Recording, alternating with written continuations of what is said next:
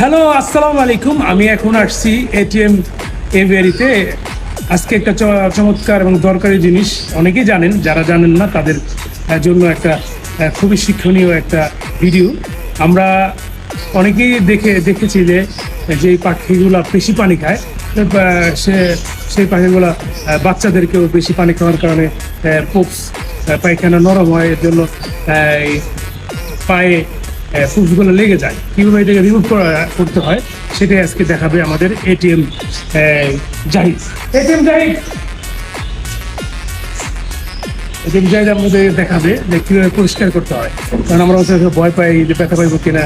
আসলে খুব ইজি। তুমি দেখাও তোমার আজকে পাখিটা পরিষ্কার করতে হবে।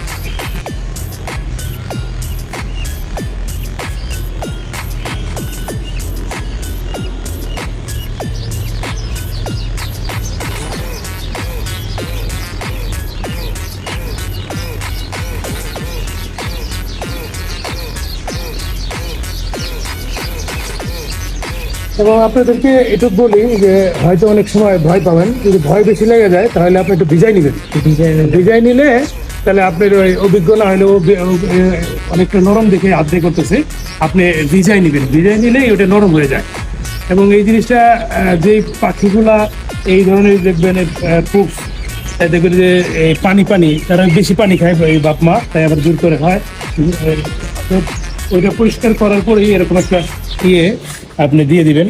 অলরেডি এটিএম দেখাচ্ছে, দিয়ে দিল। তাহলে এতে পাখিগুলা খুব ভালো থাকবে। কারণ পরিষ্কার আপনাকে করতে হবে, কিছু করার নাই। আমরা এখন কথা বলবো এভিয়ান বিশেষজ্ঞ, আমাদের মহাসিন সুজা। উনি একজন সনদপ্রাপ্ত এভিয়ান বিশেষজ্ঞ। পরে আরেকজনের বিষয় কথা বলবো। আমরা আজকে যে বিষয়টা নিয়ে তোমার সাথে কথা বলবো, যে আমরা জানি যে গরম বা অন্য সময় পানি পাখি মা পাখিটা বেশি পানি খায়, বাবা পাখি বেশি খায়, আবার ওইটা আমার বাচ্চাদেরও বেশি পানি খায়। মূল কারণটা আসলে কি এই প্রবলেমটা? মূল কারণ এটা আপনার দেখা গেছে যে এই জিনিসটা যে কোনো সিজনে হোক, একটা প্যারেন্টস যখন বা ফিমেলটা যখন হাড়িতে বৈশা থাকে, সে সারাদিন বৈশা কেয়ার করতেছে, বাচ্চাদেরকে সে নিয়ে তাপ দিতেছে। তো বডি টেম্পারেচারের যেহেতু একটা এখানে কাজ ঘটছে, দ্যাট মিনস হচ্ছে এখানে তার বডি ডিহাইড্রেট হয়। স্বাভাবিক ব্যাপার, সে যখন একটা সময় বের হয়ে আসে তখন তার পানির একটা ডিমান্ড থাকে। তো সে চেষ্টা করে একবারেই যেন সে বেশি পানি খেয়ে ফেলে। কিছু প্যারেন্টস আছে দেখা গেছে যে পরিমাণ মতো ঠিক মতোই খায়, কিছু প্যারেন্টস আছে দেখা গেছে সে অতিরিক্ত পরিমাণ পানি কনজিউম করতেছে। এই কারণেই দেখা যাচ্ছে যে আপনার লিকুইড ড্রপিংস